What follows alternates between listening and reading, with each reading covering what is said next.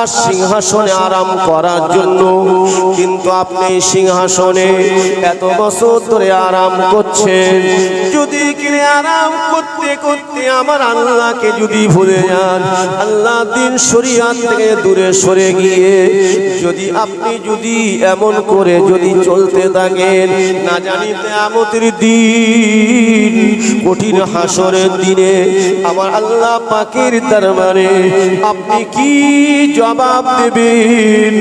সেই জন্য আমি আপনার চিন্তা করে আল্লাহ পাকের দরবারে কাঁদতে লেগেছি। ওই সময় ইব্রাহিম বিন আদহামে আব্বাজান আদহাম হুজুর নিজের সন্তানকে যে শিক্ষা দিয়েছিলেন মনে পড়ে যায়। তিনি ভেবে নিলেন একটা দাসী হয়ে আমাকে আজ যে শিক্ষা দিল, না এ দুনিয়া থেকে আমাকে বিদায় হতে হবে, না না আমি আজ জীবনে বাদশাহী করব না, আমি সিংহাসনে লাথি মেরে দিলাম। আমি আমার আল্লাহকে হাসিল করার জন্য, আমি আমার নবীর মহব্বত পরিপূর্ণ অর্জন করার জন্য আমি আর দুনিয়ার মধ্যে এত জড়িয়ে পড়ব না। হযরত ইব্রাহিম বিন আদহাম, হযরত আদহাম যখন ইন্তেকাল হয়ে গেলেন, সিংহাসন পেলেন কে? ছেলে হযরত ইব্রাহিম পেলেন। হযরত ইব্রাহিম বিন আদহাম যখন তিনি ওই রাজ সিংহাসন চালাতে লাগলেন, ওই রাজ সিংহাসন চালাতে চালাতে ও আমার ভাইজানেরা কয়েক বছর পর ওই বাদশাহী করতে করতে বাবা এমন করে প্রতিনিধিত্ব করতে করতে এমন করে দেখতে পাওয়া যায় তার কোরআন তেলাওয়াত যেন একটু কম হয়ে যাচ্ছে, আল্লাহর ইবাদত জিকির আজকার যেন একটু কম হয়ে যাচ্ছে। কেননা দুনিয়া যেন একটু তাকে চেপে বসার চেষ্টা করছে। কেন? আপনার আমার চরম শত্রুকে জোরে বলে ইবলিস শয়তান, ইন্নাহু লাকুম আদুউম মুবিন। আল্লাহ বলেন নিশ্চয়ই তোমরা জেনে রেখো ইবলিস হলো আমার প্রকাশ্য দুশমন, আর আমার নবীদের দুশমন, ফেরেশতাদের দুশমন, আমার বান্দা বান্দীদের ঈমান ওয়ালাদের দুশমন। তাই আল্লাহ বলেন খবরদার তোমরা শয়তানের তাবেদারি করবে না, ওয়ালা তাত্তাবিউ খুতুওয়াতিশ শাইতান। তার আগে ওয়ালা তাত্তাবিউ খুতুওয়াতিশ শাইতান, খবরদার শয়তানের তাবেদারি করো না, তাহলে কি হবে? তোমরা ক্ষতিগ্রস্ত হয়ে যাবে, ধ্বংস হয়ে যাবে। ইন্নাহু লাকুম আদুউম মুবিন, নিশ্চয়ই জেনে রেখো ইবলিস হলো তোমাদের প্রকাশ্য দুশমন, যা তাই নয় প্রকাশ্য। ও আমার ভাইরা, বাদশা ইব্রাহিম বিন আদহাম তিনি কোনো একটা জায়গায় মন্ত্রীদেরকে সঙ্গে করে নিয়ে কোনো একটি জায়গায় তিনি চলে গেলেন, কোনো একটি জায়গায় বিচার আনায় গেলেন। বাদশা ইব্রাহিম বিন আদহাম ওনার যে দাসী ছিল বাবা, যিনি এমন করে ঘর তানার ওই রাজ সিংহাসন পরিষ্কার পরিচ্ছন্ন করতেন, সিংহাসনটা দেখাশোনা পরিষ্কার করতেন। ওনার ওই দাসীটি তিনি ছিলেন আল্লাহ পাকের আবেদা বান্দী, আল্লাহ পাকের মাহবুবা বান্দী ছিলেন। ওই দাসী তিনি কি করতে লাগলেন? ওই যখন তিনি সিংহাসনটা পরিষ্কার করতে লাগলেন, বাদশা জাফানা নাই, তিনি একটু ভাবতে লাগলেন এই জায়গাটায় বাদশা আরাম করেন, এই বাদশার সিংহাসনটা কেমন আরামের জায়গা। আমি তো কোনোদিন নরম বিছানায় আরাম করি নাই, আমি তো কোনোদিন নরম বিছানায় আরাম করি নাই। তাই বাদশা আসার আগে আমি উঠে পড়বো, দেখি না বাদশা জাফানা কেমন বিছানায় আরাম করেন। ওই সময় বাদশা ইব্রাহিম বিন আদহামের দাসী ডেকে করলেন, রাহমাতাল লিল আলামিন নবী। কেননা ওই যুগে কন্যা সন্তানদের কোনো সম্মান তারা দিত না, বেইজ্জতি এতটাই করতো বাবা। শুধু তাই নয়, কন্যা সন্তান হলে বাবা মায়ের কোল থেকে ছিনিয়ে নিয়ে, মায়ের কোল থেকে কেড়ে নিয়ে জীবিত অবস্থায় মাটি খুঁড়ে পুঁতে মেরে দিত। ও মুসলমান ঘরের ছেলেরা, কত কঠিন সময় ছিল বাবা সেই সময়, সেই যুগটা। আর বর্তমান সময় এই যুগটা, যেটাকে এখন আধুনিক যুগ বলা হয়, কম্পিউটার বৈজ্ঞানিক যুগ বলা হয়, ঠিক কিনা বলেন? ও আমার ভাইজানেরা, সেই যুগটা আর এই যুগটা একটু মিলিয়ে নেন। সেই যুগের সঙ্গে এই যুগের কিছুটা মিল আছে না নাই একটুখানি চিন্তা করে দেখুন। সেই যুগে বাবা আমার আপনার নবী, দয়ার নবী, নূর নবী, যখন তিনি দ্বীনের দাওয়াত দিয়েছিলেন, আল্লাহর হুকুমে আল্লাহ পাক যখন বলেছিলেন, ইয়া أيها الرسول بلغ ما أنزل إليك من ربك। আল্লাহ পাক আল্লাহ তাআলা বলেছিলেন, হে আমার রাসূল, হে আমার রাসূল, হে আমার নবী, হে আমার নবী, আমি আল্লাহ পাক জানিয়ে দিলাম আপনার রবের পক্ষ থেকে যেটা অবতীর্ণ হয় আপনি সেটাই জগতের বুকে প্রচার করুন। ওয়া ইল্লাম তাফআল ফামা বাল্লাগতা রিসালাতা। আমি আপনাকে রিসালাত দান করেছি। আল্লাহু ইয়াসিমুকা মিনান নাস। হাবিব আপনি কোনো চিন্তা করবেন না, আমি আল্লাহ পাক, আমি আল্লাহ তাআলা, আমি আপনাকে ওই সমস্ত মানুষদের খারাপি থেকে, ওই সমস্ত মানুষদের অনিষ্ট থেকে আমি আল্লাহ আপনাকে রক্ষা করব। আল্লাহ পাক কোরআনে বলেছেন, আমার নবী ভয় খেয়েছিলেন কি বাবা?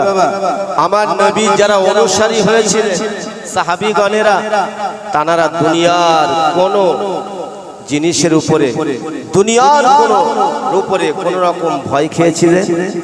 হ্যাঁ, যারা আল্লাহর হয়ে যায় পৃথিবীর কোন শক্তিকে ভয় পায় না।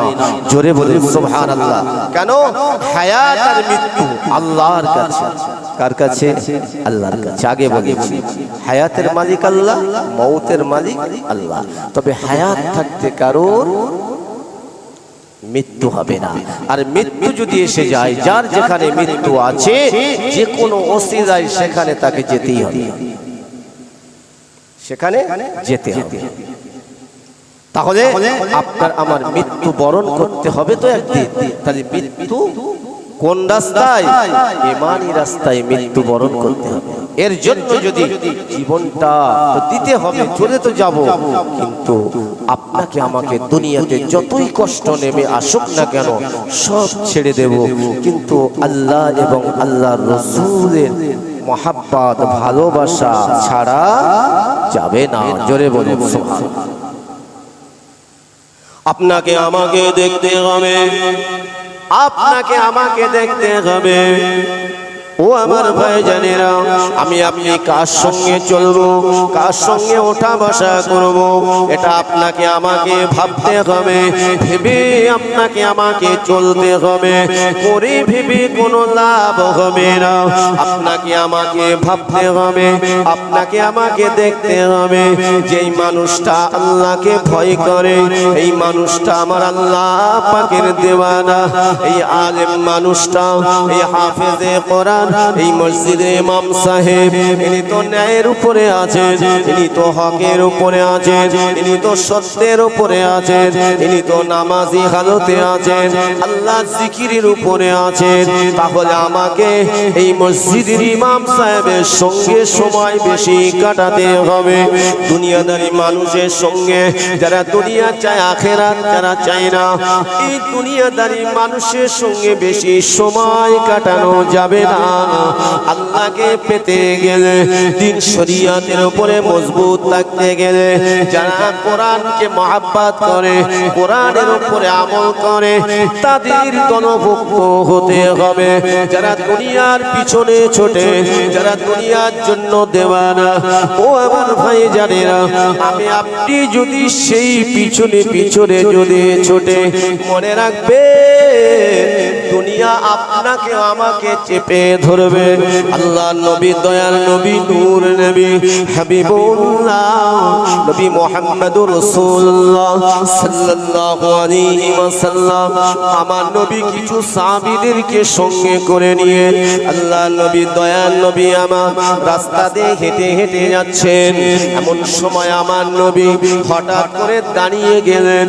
আল্লাহ নবী দাঁড়িয়ে গিয়ে, দয়ার নবী নূর নবী আমার দাঁড়িয়ে গিয়ে আল্লাহ রাসূল সাল্লাল্লাহু আলাইহি সাল্লাম হাত দুটো সামনের দিকে এগিয়ে দিলেন।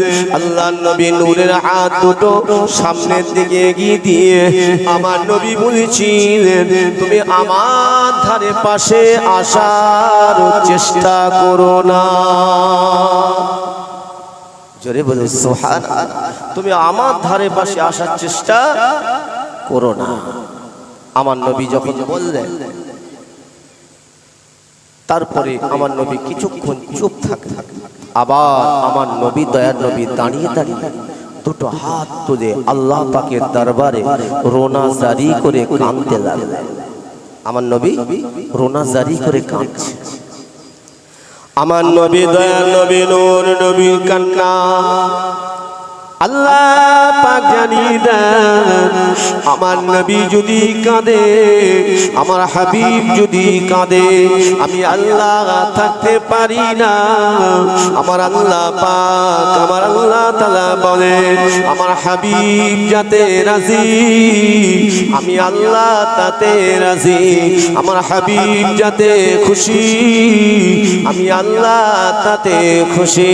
আমার নবী, দয়ার নবী কাঁদতে লেগেছে। আল্লাহ নবী সাহাবীরা দুটো হাত করে কাঁদতে থাকে। ও মুসলমানেরা, আমার নবী কেন তিনি হাত দুটো সামনে দিলেন, কেন তিনি দুটো হাত আবার কাঁদতে লাগলেন? সাহাবীরা বুঝতে পারছেন না। কেননা আমার আপনার নবী, দয়ার নবী, নূর নবীর কাছে আমার আল্লাহ পাকের তরফ থেকে ওহী অবতীর্ণ হতো। কে ওহী নিয়ে আসতেন? হযরতে ফেরেশতা জিবরাইল আলাইহিস সালাম আমার নবীর কাছে আসতেন। তিনি বার্তা বাহক ছিলেন, ওহী বার্তা বাহক ছিলেন হযরতে জিবরাইল সাল্লাম। তাই সাহাবীরা ভাবতেন, মনে হয় নবীর কাছে কোনো ওহী হয়তো নাযিল হচ্ছে। ও আমার ভাইয়েরা, আমার নবী দোয়া করা শেষ হয়ে গেল। আল্লাহ নবী এবার বলতে লাগলেন, ও সাহাবীরা, এবার আবার চলতে, আবার রাস্তায় আমরা আবার চলতে থাকি, চলো। ওই সময় আমার নবী পাকের সাহাবীরা বলেছিলেন, ইয়া রাসূলুল্লাহ, ইয়া হাবিবাল্লাহ, হুজুর ইয়া নবী মাফ করুন হুজুর, আপনি রাস্তায় চলতে চলতে হঠাৎ করে আপনি কেন দাঁড়িয়ে গেলেন হুজুর? আমরা তো বুঝতে পারি না আপনি হঠাৎ করে দাঁড়িয়ে গেলেন। আল্লাহ নবী, দয়ার নবী, নূর নবীকে বলেছিলেন, ইয়া রাসূলুল্লাহ, ইয়া হাবিবাল্লাহ, হুজুর বেয়াদবি মাফ করুন। সামনের দিকে আপনি নূরের হাতটা সামনের দিকে দিয়ে আপনি কি যেন বলতে লাগলেন, আমার ধারে পাশে আসার চেষ্টা করো না। আল্লাহ নবী বলেছিলেন, ও আমার সাহাবীরা, আমি নবী যখন চলতেছিলাম ওই সময় দুনিয়া দুনিয়া যেন আমার সামনে আসতে লেগেছে। তাই আমি নবী বলতে লাগলাম, এই তুই আমার থেকে দূরে সরে যা, তুই আমার থেকে অনেক দূরে সরে যা। ওই সময় দুনিয়া দূরে সরে গেল। ও আমার ভাইজানেরা, দুনিয়া দূরে সরে গেল। আল্লাহ নবীকে সাহাবীরা বলেছিলেন, হুজুর তারপরে আপনি চুপ করে থাকলেন, আবার আপনি রোনাজারি করে কাঁদতে লাগলেন। হুজুর আপনি একবার বলুন, আপনি আবার কি জন্য কাঁদতেছিলেন?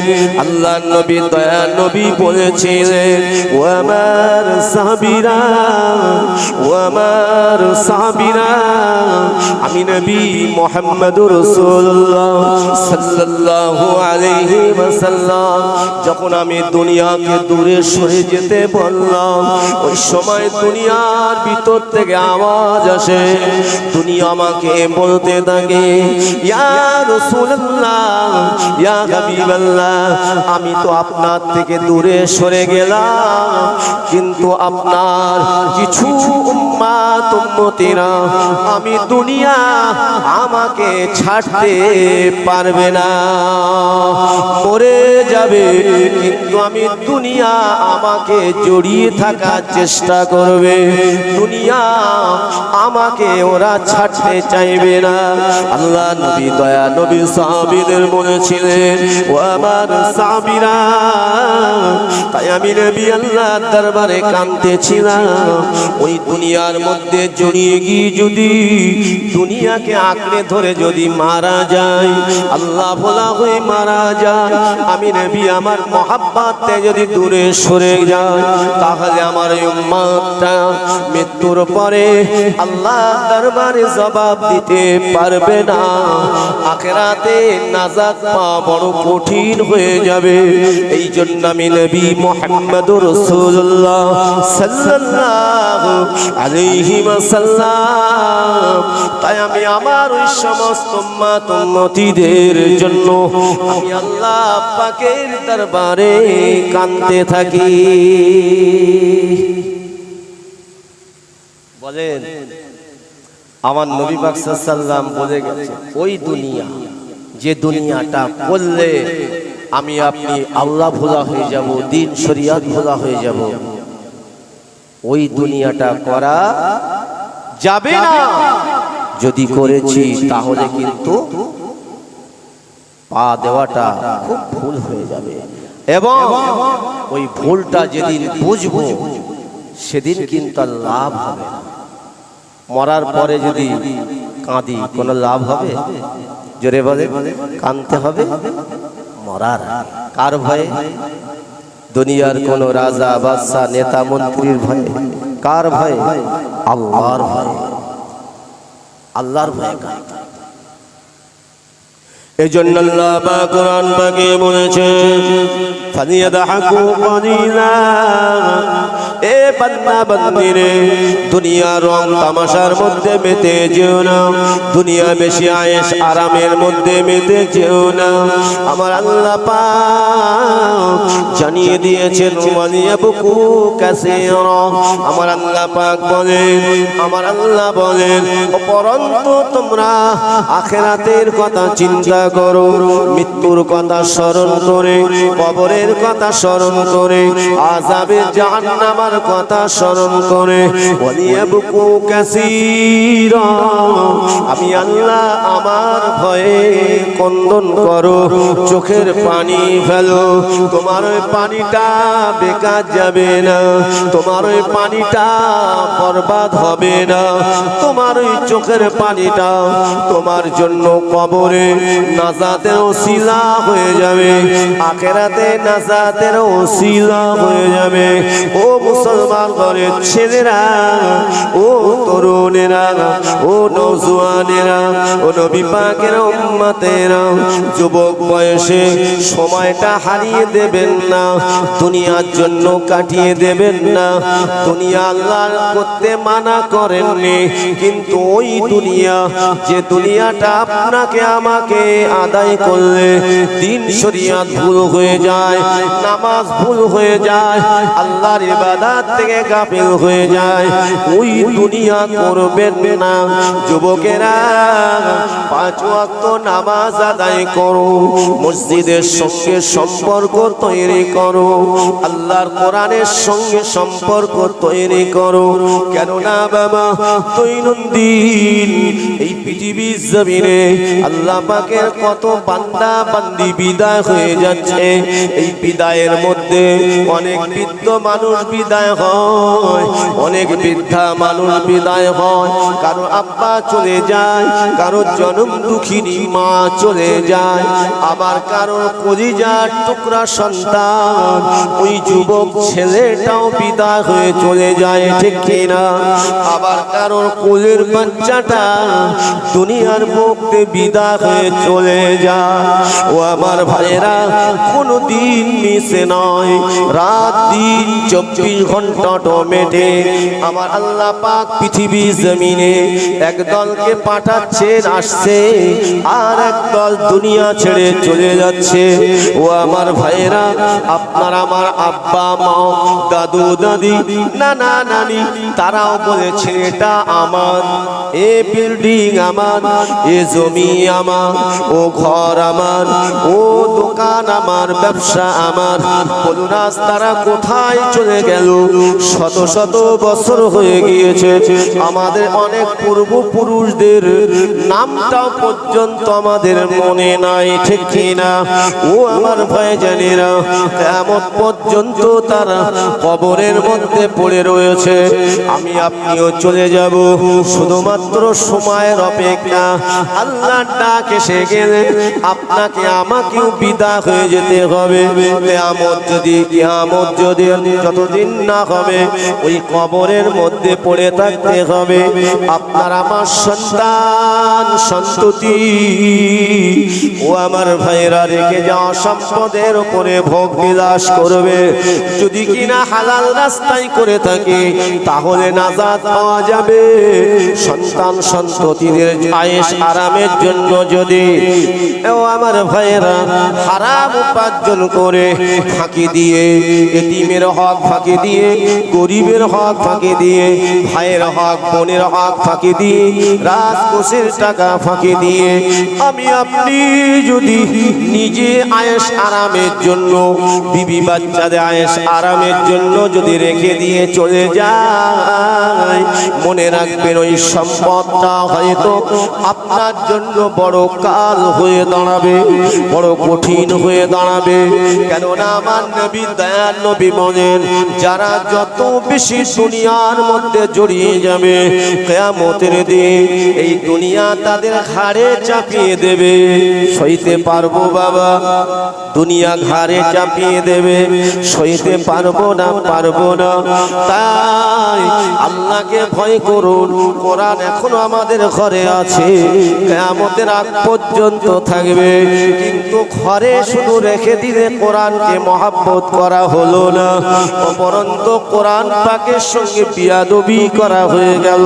কিন্তু কোরআনের কোনো ক্ষতি হবে না, ক্ষতিগ্রস্ত আমি আপনি নিজেই হয়ে যাব। কেননা যে ঘরে কোরআন রয়েছে অথচ ওই ঘরে কোরআন তেলাওয়াত হয় না, কোরআন পাকটা ঝুলকানি পড়ে ময়লা হয়ে গিয়েছে। ও আমার ভাইরা, কোরআনের উপরে আমল নাই, কোরআন তেলাওয়াত নাই। শুনে রেখে দিন, জেনে রেখে দিন, ওই কোরআন পাক আল্লাহর দরবারে আপনার আমার বিরুদ্ধে নালিশ করবে। ওই ঘরটা আস্তে আস্তে অন্ধকার হয়ে যাবে।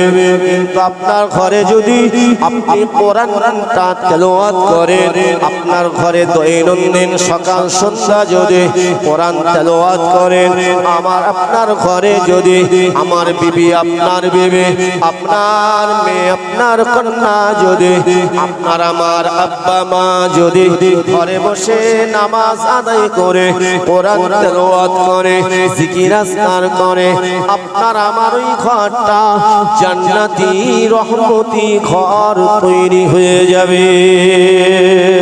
আরো জোরে বলো সুবহানাল্লাহ। ও আমার ভাইরা, আর আপনার আমার কি উপকার হবে?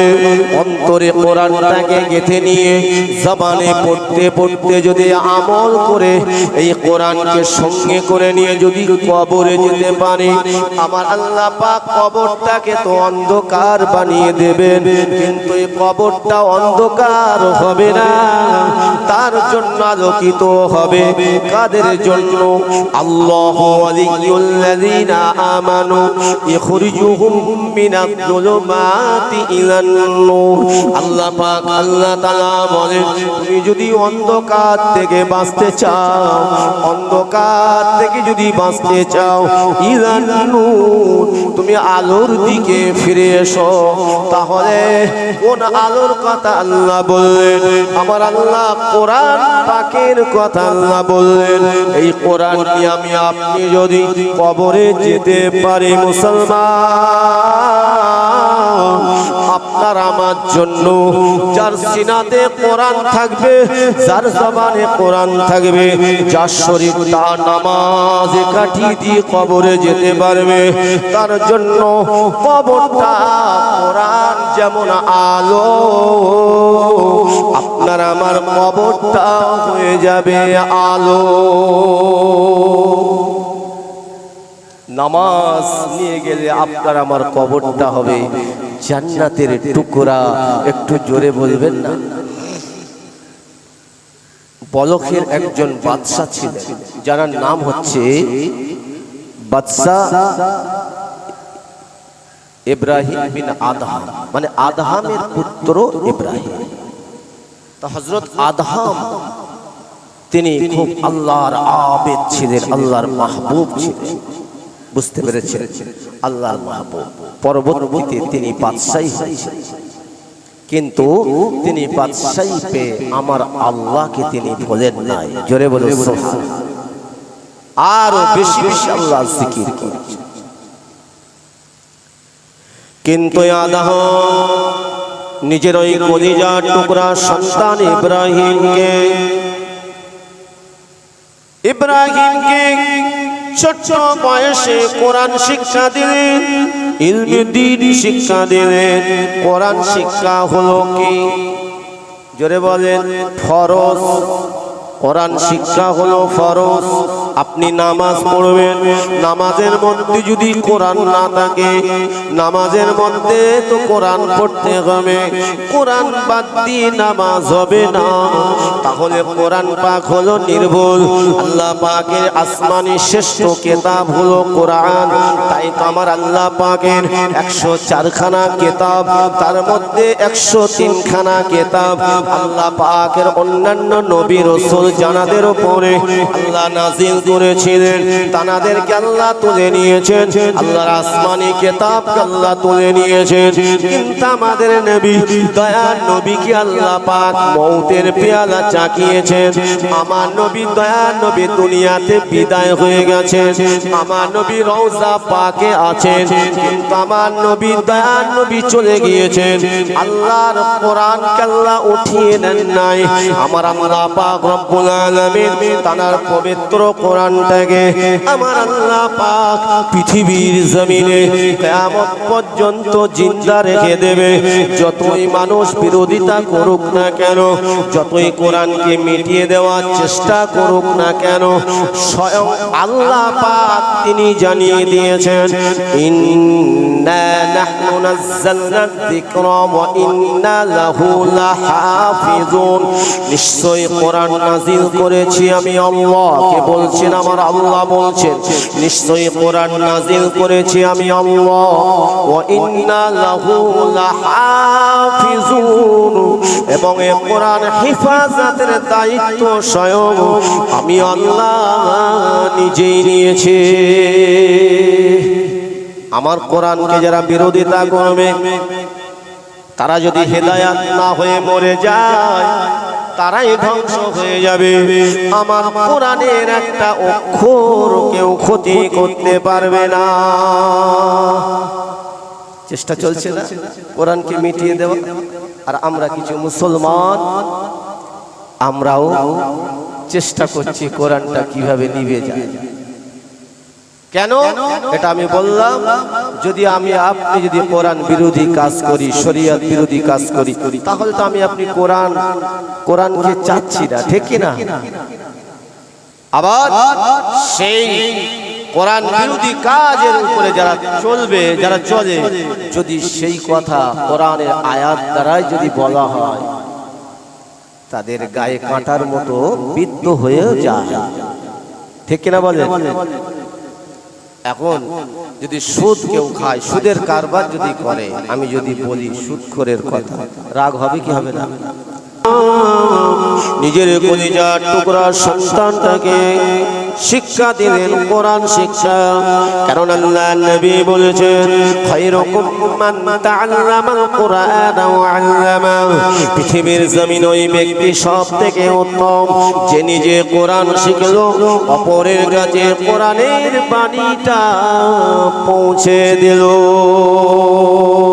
ও আমার ভাইজানেরা, পৃথিবীর জমিন ওই পিতা মাতাটাই সব থেকে আল্লাহর দরবারে অতি প্রিয়। যে পিতা মাতা সন্তানকে নামাজ শিক্ষা দেয়, কোরআন শিক্ষা দেয়, ইলমি দ্বীন শিক্ষা দেয়, এবং ওই পিতা মাতা আল্লাহর হুকুম নামাজটা আদায় করে, নিজে পড়ে, নিজের সন্তানদেরকে ওই নামাজের দিকে এগিয়ে নিয়ে যায়। তাহলে আপনার সন্তান, আপনার ছেলে কিংবা মেয়ে কত বছর বয়স থেকে, যখন বিয়ের বয়স হয়ে যাবে তখন থেকে নামাজের কথা বলবেন নাকি? কোরআন শিক্ষা কখন থেকে দেবে? ছেলে বাপ মাকে বলছে আমার এক্ষুনি চাই 20,000 টাকা, 30,000 টাকা এক্ষুনি, আমি একটা মোবাইল কিনবো। আবদার করেছে, কোনো কথা হবে না, আগে দিন শিক্ষা দিলেন, তিনি বড় আলেম হলেন, হাফেজ হলেন, আল্লাহ ওয়ালাদের দলভুক্ত হয়ে চলতে লাগলেন। হযরত ইব্রাহিম বিন আদহাম, হযরত আদহাম যখন ইন্তেকাল হয়ে গেলেন, সিংহাসন পেলেন কে? ছেলে হযরত ইব্রাহিম পেলেন। হযরত ইব্রাহিম বিন আদহাম যখন তিনি রাজ সিংহাসন চালাতে লাগলেন, ওই রাজ সিংহাসন চালাতে চালাতে, ও আমার ভাইজানেরা, কয়েক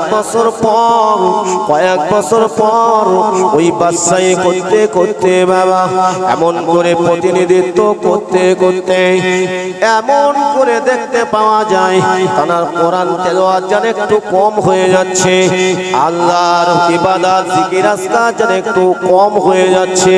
কেননা দুনিয়া যেন একটু তারাকে চেপে বসার চেষ্টা করছে। কেন? আপনার আমার চরম শত্রুকে জোরে বলে ইবলিস শয়তান, ইন্নাহু লাকুম আদুউম মুবিন। আল্লাহ বলে নিশ্চয়ই তোমরা জেনে রেখো ইবলিস হলো আমার প্রকাশ্য দুশমন, আর আমার নবীদের দুশমন, ফেরেশতাদের দুশমন, আমার বান্দা বান্দীদের ঈমান ওয়ালাদের দুশমন। তাই আল্লাহ বলে খবরদার তোমরা শয়তানের তাবেদারি করবে না, ওয়ালা তাত্তাবিউ খুতুওয়াতিশ শাইতান। তার আগে ওয়ালা তাত্তাবিউ খুতুওয়াতিশ শাইতান, খবরদার শয়তানের তাবেদারি করো না, তাহলে কি হবে? তোমরা ক্ষতিগ্রস্ত হয়ে যাবে, ধ্বংস হয়ে যাবে। ইন্নাহু লাকুম আদুউম মুবিন, নিশ্চয়ই জেনে রেখো ইবলিস হলো তোমাদের প্রকাশ্য দুশমন, যা তাই নয়, প্রকাশ্য। ও আমার ভাইরা, বাদশা ইব্রাহিম বিন আদহাম তিনি কোনো একটা জায়গায় মন্ত্রীদেরকে সঙ্গে করে নিয়ে কোনো একটি জায়গায় তিনি চলে গেলেন, কোনো একটি জায়গায় বিচার আনায় গেলেন। বাদশা ইব্রাহিম বিন আদহাম ওনার যে দাসী ছিল বাবা, যিনি এমন করে ঘর তানার ওই রাজ সিংহাসন পরিষ্কার পরিচ্ছন্ন করতেন, সিংহাসনটা দেখাশোনা পরিষ্কার করতেন, ওনার ওই দাসীটি তিনি ছিলেন আল্লাহ পাকের আবেদা বান্দী, আল্লাহ পাকের মাহবুবা বান্দী ছিলেন। ওই দাসী তিনি কি করতে লাগলেন? ওই যখন তিনি সিংহাসনটা পরিষ্কার করতে লাগলেন, বাদশা জাপানা নাই, তিনি একটু ভাবতে লাগলেন এই জায়গাটায় বাদশা আরাম করেন, এই বাদশার সিংহাসনটা কেমন আরামের জায়গা, আমি তো কোনোদিন নরম বিছানায় আরাম করি নাই, আমি তো কোনোদিন নরম বিছানায় আরাম করি নাই। তাই বাদশা আসার আগে আমি উঠে পড়বো, দেখি না বাদশা জাহাপানা কেমন বিছানায় আরাম করেন। ওই সময় বাদশা ইব্রাহিম বিন আদহামের দাসী ডেকে করলেন, ওই নরম বিছানায় তিনি একটু শুয়ে পড়লেন। তিনি তো সারাটা দিন খাটাখাটনি করেন, তিনি আল্লাহর আবেদা বান্দে। যখন রাত নেমে আসে, দিনের বেলা সেভাবে ইবাদত করার সময় পান না, রাতের বেলা তিনি বেশি বেশি আল্লাহর নফল ইবাদত করতে। জোরে হবে না সুবহানাল্লাহ। তা উনি কষ্টের শরীর, ওই আরামের বিছানায় একটু শুয়ে পড়ে। যেই শুয়ে পড়েছে বাবা, শরীরে কষ্ট আসলে ঘুমটা দেরি হয় না তাড়াতাড়ি হয়? হ্যাঁ, ঘুমটা তাড়াতাড়ি আসে, কষ্টের শরীর ঘুমটা তাড়াতাড়ি আসে। দাসীটা ঘুমিয়ে পড়লেন, ঘুমটার ভাঙে, আরামের বিছানা কোনোদিন পাইনি। আল্লাহর মাহবুবা বান্দে, ওই সিংহাসনের মধ্যে ওই আরামের বিছানা তিনি কেনা ঘুমিয়ে রয়েছেন। এমন সময় বাদশা ইব্রাহিম বিন আদহাম তিনি কিনা ওই সিংহাসনে হাজির হলেন। মন্ত্রীদেরকে নিয়ে ওনার প্রজাদেরকে নিয়ে হাজির হলেন। যখন কিনা সিংহাসনের দরওয়াজাটা, ঘরের দরওয়াজাটা খুললেন, তিনি লক্ষ্য করে দেখেন ওনার সিংহাসনে আরামের বিছানা দাসী শুয়ে রয়েছে। বলেন, আরামের বিছানায় দাসী শুয়ে রয়েছে, কি বাবা? তাহলে বাদশার মন মস্তিষ্ক ঠিক থাকবে? জোরে বলে, ঠিক থাকবে? থাকবে না। বাদশা রাগান্বিত হয়ে গেলেন, রেগে গেলেন। এত বড় স্পর্ধা, আমার দাসী হয়ে আমার বিছানায় সিংহাসনে আরাম করে। সঙ্গে সঙ্গে লাভ উঠেছে, নারায়ে তাকবীর, নারায়ে তাকবীর। আমার বন্ধু জনাব হযরত মাওলানা আসাদুল্লাহ ফাতিহি সাহেব, নারায়ে। ওই রাগান্বিত হওয়া, ওটা তানার মধ্যে যেন একটা অহংকার, রিয়া তৈরি হয়ে গেল। বাদশাহী গরম, ঠিক কিনা? ওই সময় দাসী বলেছিলেন যে আপনি আমাকে, আমি একটু দেখছিলাম, বলে কোনো কথা হবে না। ওই সময় ওনার উপরে যখন সাজা দিলেন, শাস্তি দিলেন, তখন উনি এতটুকু চোখ দিয়ে পানি ফেলে। কিন্তু ওই দাসী কিছুক্ষণ পর তিনি ঝরঝর করে কেঁদেছে। সংক্ষেপ করব, শুধু এতটুকু। ওই সময় মানে তিনি কেঁদেছিলেন কেন? ইব্রাহিম বিন আদহাম নিজের দাসীকে বলতে লাগলেন, বলো আমি তোমাকে এত মারলাম, তোমার চোখ দিয়ে এতটুকু পানি ঝরল না, অপরন্ত তুমি আমার দিকে মুস্কি মুস্কি আমার দিকে ফিরে হাসছিলে। যখন আমি তোমার মারটা বন্ধ করে দিলাম, তখন তুমি আমার দিকে তাকিয়ে জজ্জার করে কেন তুমি কাঁদছো, একটু আমাকে বলো না। ওই সময় দাসী বলেছিলেন, ও বাদশা জাহাপানা, ও বাদশা জাহাপানা, আমি একটু কয়েক বছর লক্ষ্য করে দেখছি, আস্তে আস্তে আপনি বাদশাহী পেয়ে আস্তে আস্তে আপনার ভিতরে যেন অন্য জিনিস তৈরি হয়ে যাচ্ছে। ও বাদশা জাহাপানা, বেয়াদবি মাফ করুন। আপনার আরামের বিছানায় সামান্য পরিমাণ আরাম করার জন্য যদি আপনি আমার উপর এত অত্যাচার করতে পারেন, এত মারতে পারেন, তাই আমি আমার আল্লাহর কাছে কাছে শুকরিয়া আদায় করেছি। না জানি এই সাজা যদি সেদিন আমার আল্লাহ দিতে, সেদিন আমি সইতে পারতাম না। সেই সাজা আপনি দুনিয়ায় দিয়ে দিয়েছেন, কেননা আপনার সিংহাসনে আরাম করার জন্য। কিন্তু আপনি সিংহাসনে এত বছর ধরে আরাম করছেন। যদি কিনে আরাম করতে করতে আমার আল্লাহকে যদি ভুলে যান, আল্লাহ দিন শরিয়াত থেকে দূরে সরে গিয়ে যদি আপনি যদি এমন করে যদি চলতে থাকেন, না জানি কিয়ামতের দিন কঠিন হাসরের দিনে আমার আল্লাহ পাকের দরবারে আপনি কি জবাব দেবেন? সেই জন্য আমি আপনার চিন্তা করে আল্লাহ পাকের দরবারে কাঁদতে লেগেছি। ওই সময় ইব্রাহিম বিন আদহামে আব্বাজান আদহাম হুজুর নিজের সন্তানকে যে শিক্ষা দিয়েছিলেন মনে পড়ে যায়। তিনি ভেবে নিলেন একটা দাসী হয়ে আমাকে আজ যে শিক্ষা দিল, না এ দুনিয়া থেকে আমাকে বিদায় হতে হবে। না না, আমি আজ জীবনে বাদশাহী করব না, আমি সিংহাসনে লাথি মেরে দিলাম। আমি আমার আল্লাহকে হাসিল করার জন্য, আমি আমার নবীর মহাব্বত পরিপূর্ণ অর্জন করার জন্য আমি আর দুনিয়ার মধ্যে এত জড়িয়ে পড়ব না।